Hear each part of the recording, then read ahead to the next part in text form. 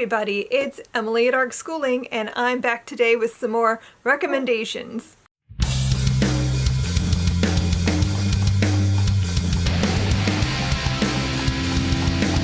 So I thought it'd be fun. I know a lot of people really liked when I did the video a few months ago where I recommended books for you to read based on books you have read aloud to your kids, and you guys have asked me to make another list, and so I've been like brainstorming for a while. So I thought today we would do this. I have 5 more book recommendations based on read-alouds.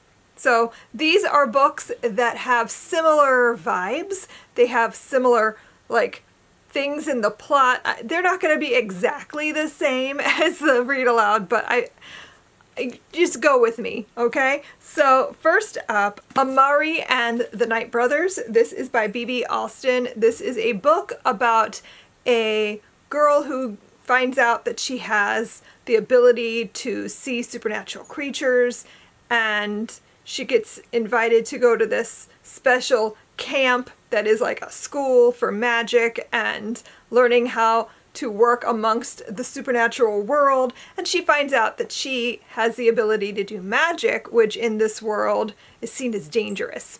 So it's a really great story, really fun adventure, really loved the whole aspect of the plot. Just really enjoyed this one. It's very, very fun read. So I was trying to think in terms of like similar to that, and the one that really jumped out at me was Benty. This is by Nnedi Okorafor, and it's not the same vibes. Like this is a lot more of like a fun romp, whereas this has some more serious tones to it. But we're following a girl who finds herself in this situation at a school where it's not necessarily magic. She's not learning magic, but there is an aspect of like finding yourself in this new world, and she has these new abilities that she doesn't understand. So there's some definite similarities, I think. Both stories feature a very like amazing, smart black protagonist. Both stories feature like fish out of water kind of an environment where you're new in this place and you don't really know all the rules and you're still kind of learning and figuring it out as you go.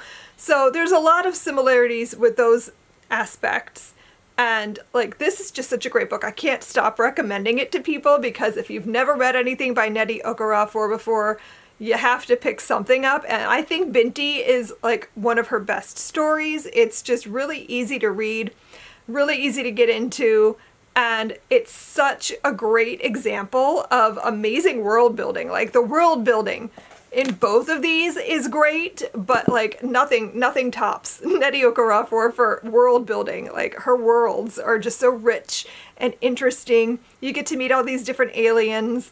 It's really great. Okay, the next book I want to give a recommendation for is Percy Jackson. Mostly I wanted to recommend some mythology because I felt like, how could I not? That's one of my favorite genres to read. So Percy Jackson is a pretty popular middle grade mythology series focusing on Greek mythology. I don't really need to give you a description of what this is. So I decided that for a mythology retelling, one of my all-time favorites is 1,000 Ships by Natalie Haynes. Now, I've read a lot of mythology retelling, fantasy type stories, and I thought this one was really, really interesting. This is a retelling of the Trojan War, so the Iliad, and in this book we're following the perspectives of the women who were involved, and it's jumping around, so it's not like one straight line through the story. You're hopping from different people throughout the story, and you might come back to some of the same perspectives more than once, but a lot of them you're only reading from once. So it's got like a short story aspect to it, but it's also just really, really interesting to see the story from a different angle. I love that about retellings. I love getting to see a familiar story from a different perspective or a different angle and just shift it just enough to like make it richer and deeper. And I felt like that is definitely what this does. So if you enjoyed the mythology from Percy Jackson, I think you're going to enjoy the writing and the story in 1,000 Ships. And if you enjoyed this, then I also recommend you check out her newest book, Stone Blind, which we are reading this month in the ARG Book Club. It's a Medusa retelling, so again, Greek mythology. So both of those would make great options here. Okay, this next one is probably the most stretch we're gonna have here, but I really wanted to recommend the other book. So I decided we would go with Tristan Strong, Punches a Hole in the Sky. This is by Kwame Mbalia, and this is a middle grade fantasy focused on African American mythology. And it's really great. There's also an aspect of grief, and he's mourning the loss of his best friend and trying to like reconcile that whilst also going on this adventure to save the world. He finds himself in the middle of a battle that has left Black American gods, John Henry and Brer Rabbit exhausted, and he's trying to like help save the world. So really, really great writing in this, really great characterization, such a fun story. So for my recommendation for you, I want to recommend Ring Shout by P. Jelly Clark. Ring Shout is horror, so I will put that up front. If you are not interested in reading horror, this might not be for you, but this is more literary horror, I think. It's very readable.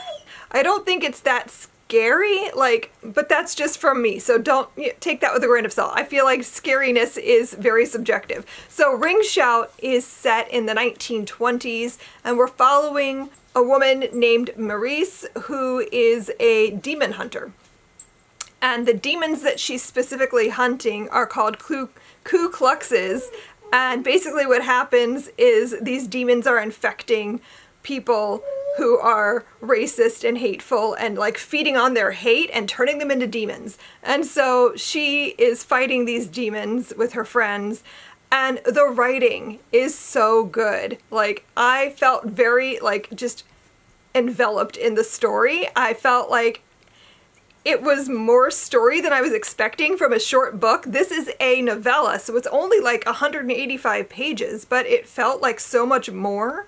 Usually I feel like with novellas, I need more details, more story to feel fully into it, but this was not the case at all. I felt that the story was so solid and so deep and so rich, and like there's so much room for more. Like I'm still holding on to the hope that maybe we'll get a sequel, but who knows? But the story itself is really, really great. I will warn you that there are some really intense moments. There is some like body horror, dismemberment kind of things happening. There is some just like kind of graphic imagery, but it's not, I've read so much worse, so I feel like it's not that bad, but I think it's worth it because the story itself is really well done. There is also some aspects of grief in it, so I felt like it kind of feels similar in tone sometimes, not really in tone. This is much more light and kind of happy and more upbeat, whereas Ring Shout is definitely a lot darker. But I do feel like there is some similarity there, so that it does work as a read along with Tristan Strong. The next book I wanted to talk about for Read Aloud is The House with Chicken Legs. This is by Sophie Anderson, and this is a story about Russian mythology about Baba Yagas. And this story features a girl who lives in a house with chicken legs with her grandmother, or who she thinks of as her grandmother, who is a Baba Yaga. So their job is to help people move on after they have died. And they invite them into the house, they have a sit-down tea together, they kind of help them go through this door that passes them on to the afterlife. And that's been her whole life. That's all she knows, is living in this house, and she's kind of sick of it. She wants to know what it's like to be a normal girl and experience having friends that aren't dead and doing normal things. And it's a really beautiful story, really moving and touching in scenes, and it's also just really interesting to read. I'm a big fan of Russian mythology and the idea of a house with chicken legs and the Baba Yaga story. I find that really fascinating.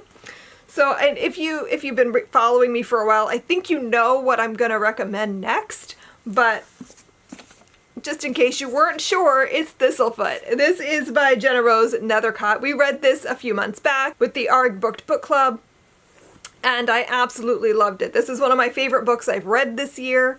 It's absolutely beautiful. So this is, again, a story about a house with chicken legs, and we're following a brother and sister who inherit this house, and they don't really know why they've inherited it or what they're supposed to do with it. So they turn it into a puppet theater.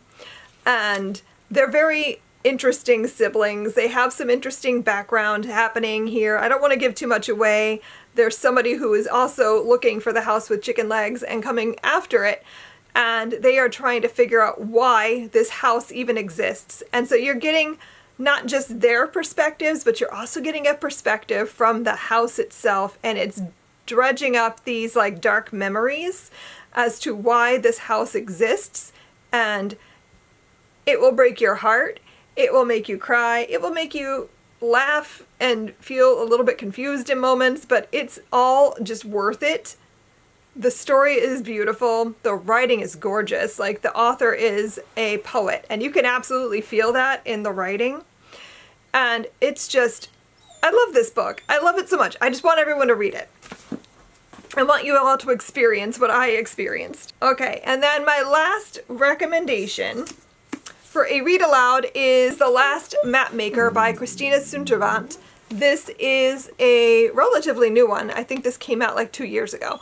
And this is a story about a girl who is trying to find a better life for herself. She is helping this mapmaker. She wants to be his assistant, but she doesn't have the right background for that. So she's kind of lying to him about who she is so that she can hopefully improve her life. And she gets invited to go with him on this voyage at sea to try to make a map of this hidden place that no one's been able to find. And they want to find a way to colonize this island that people think exists, but no one can prove it.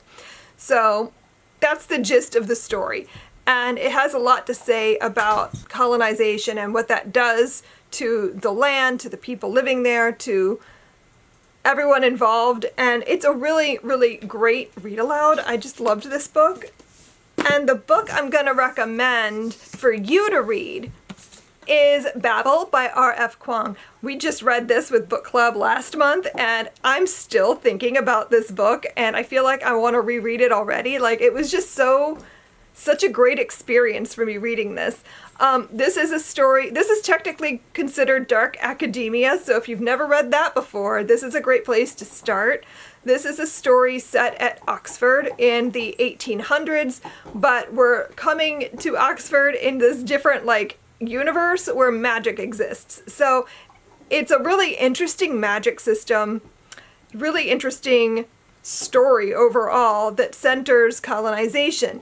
We're following our protagonist who was born in Canton in China, and he is brought to England by this man who is like his benefactor. He wants to help him rise up in the world, but what he's looking for is somebody who is able to speak Chinese fluently, can hold on to that language while also learning to speak English and learning other languages and being fluent in those as well, because they want him to work in the translation department, which is how their magic system works. It's a magic through translation in these silver bars, and they can use the silver to do things. So it's a really interesting story. I thought the magic system and the translation, that all of that was absolutely fascinating. The story itself, even though this is a large book, I felt like it read faster than it looks like it would. The beginning is a little bit slower because you're kind of getting invested in the world and figuring out how everything works. But by the second half, it's just a roller coaster. You're going downhill so fast. Everything's happening all at once, and it's so good. Like, this book kind of blew me away, and now I just really want to read more dark academia because I want to feel the same vibes again. So I feel like these have a lot of similarities, even though they're obviously very different kinds of story, but we have like a character who's feeling kind of lonely and on their own in a world that doesn't seem to want them. We have the magic happening here. There's some magic in this book as well, but it's not as intricate as what you get in Babel. So there are several similarities here. Obviously the colonization part of it is a big similarity, but I think if you enjoyed this, then you will probably like this. So that's going to be it today for my read aloud recommendations for you, the parent. And I hope you enjoyed this. Let me know down below if you have any other books that you think are similar to the read alouds I suggested today. I would love to know, and we can compile a little list in the comments. Thanks so much for watching. I hope you enjoyed the video, and I will see you guys in my next one. Happy reading. Bye.